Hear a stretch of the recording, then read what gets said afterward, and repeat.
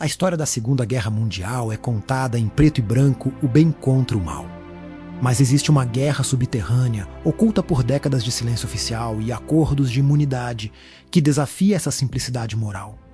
É a história do experimento perfeito. Não em um bunker secreto na Alemanha, mas nas vastas e geladas planícies da Manchúria, China.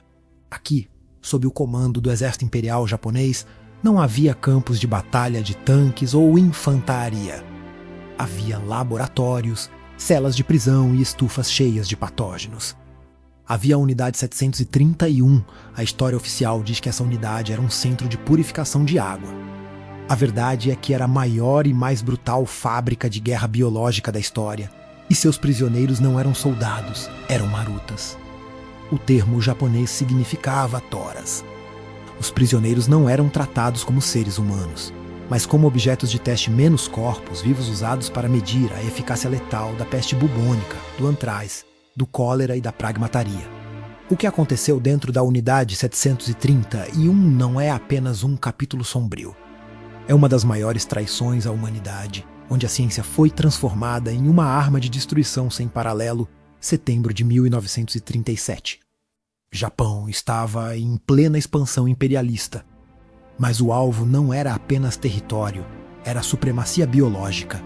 Por trás da fachada da Divisão de Prevenção de Epidemias e Purificação de Água do Exército Imperial estava o Tenente Liesch, que não era apenas um médico. Era um gênio microbiologista com uma ambição terrível, o eaponizar a doença. Ele estava convencido de que o futuro da guerra não estaria em aviões e navios de guerra, mas em patógenos invisíveis que poderiam paralisar nações inteiras com apenas um sopro. A localização escolhida era Pingfan, no nordeste da China ocupada. Uma região remota, perfeita para o sigilo, com acesso ilimitado a material de estudo prisioneiros políticos. Guerrilheiros e civis simplesmente rotulados como suspeitos ou comunistas, a Unidade 731 era uma cidade em si mesma, 6 quilômetros quadrados, cercada por muros altos, guardas armados e um campo de aviação próprio.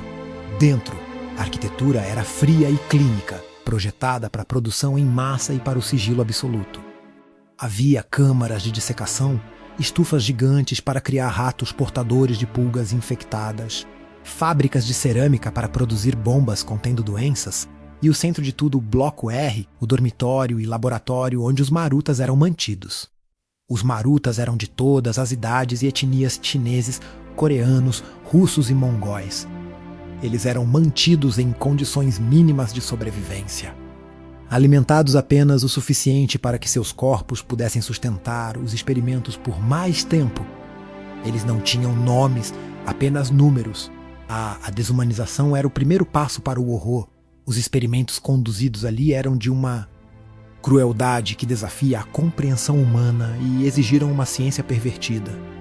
O objetivo primário de Xi era determinar a dose letal e a forma mais eficiente de dispersão de seus agentes biológicos, o experimento da peste. O método mais famoso e sádico da Unidade 731 era a produção de pulgas infectadas com a peste bubônica. Milhões de pulgas eram criadas e alimentadas com ratos de laboratório, que por sua vez eram infectados com a cepa mais virulenta da peste. Para testar a eficácia, os marutas eram amarrados a postes em campos abertos e expostos a bombas cerâmicas que liberavam as pulgas. Os cientistas japoneses observavam de longe o tempo que levaria para os prisioneiros manifestarem os sintomas. A agonia da febre e dos inchaços purulentos e o momento exato da morte. Se o prisioneiro demorasse a morrer, a dose era aumentada na próxima rodada, o experimento da congelação. Para entender a capacidade de sobrevivência das tropas japonesas em climas rigorosos, os cientistas de Xi conduziram testes de congelamento. Prisioneiros eram levados para o frio extremo do inverno manchuriano e tinham seus braços ou pernas expostos a temperaturas de até cerquiques. Os médicos mediam com precisão a progressão do congelamento. Para descongelar os membros, usavam métodos horríveis. Batiam neles com bastões até ouvirem um som oco indicando que o membro estava completamente congelado, ou os mergulhavam em água fervente ou expunham a secagem forçada. O objetivo: entender a melhor forma de tratar a gangrena e o congelamento.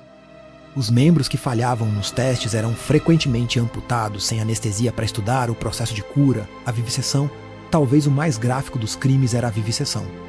Prisioneiros infectados com várias doenças, sífilis, cólera, tifo, tuberculose, eram dissecados vivos. Isso não era feito por ignorância. Era feito porque Ishii e seus médicos acreditavam que a autópsia tradicional alterava os resultados. Eles precisavam ver os órgãos in loco em tempo real para observar o dano exato causado pelo patógeno.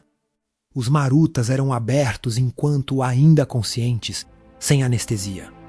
Seus órgãos eram retirados para exame, e o prisioneiro morria lentamente na mesa de cirurgia, a dispersão de agentes biológicos.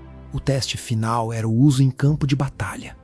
Ishii não se limitou a experimentos de laboratório. Ele usou suas bombas em cidades chinesas.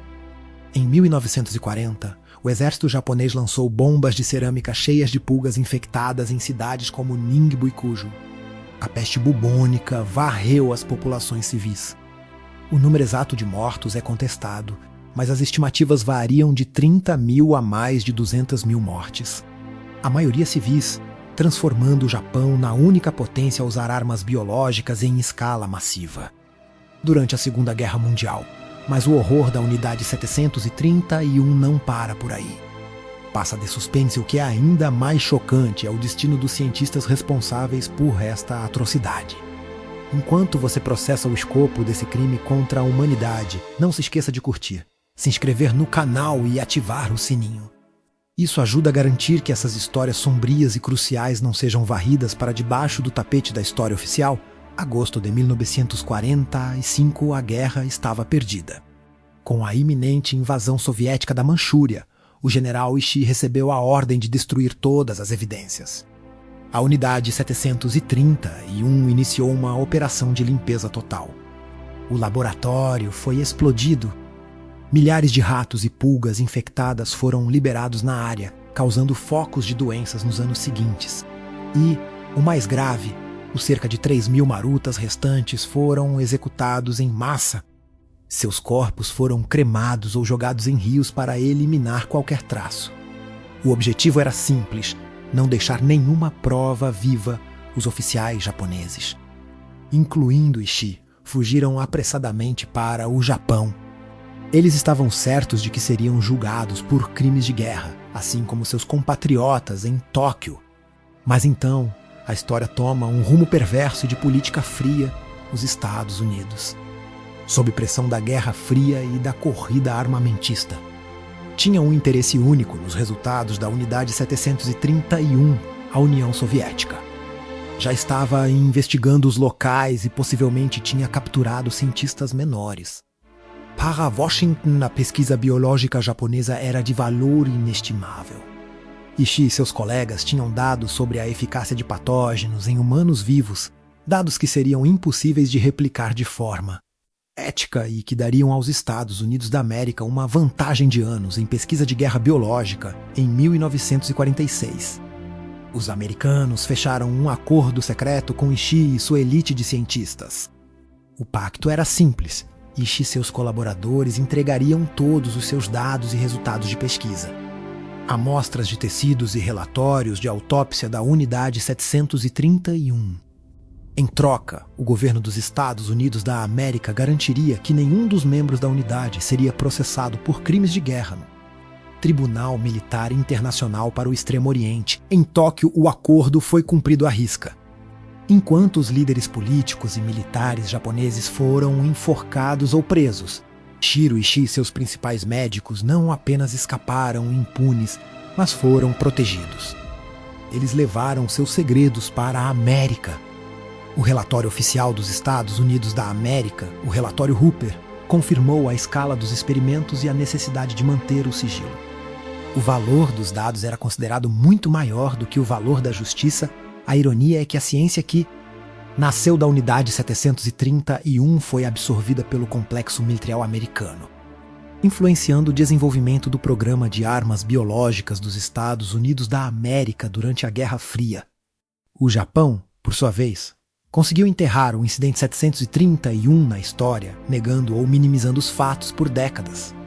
Somente nos anos 80, com a pressão de historiadores e vítimas chinesas, o horror começou a ser parcialmente reconhecido. Os crimes da Unidade 731 são um lembrete sombrio de que a linha entre a ciência pura e a barbárie pode ser tragicamente tênue.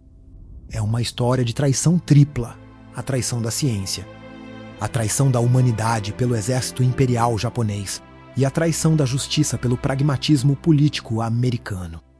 Qual é a sua opinião sobre o acordo de imunidade dado aos cientistas da Unidade 731 em troca de dados científicos? A vantagem militar justifica a negação da justiça para as vítimas?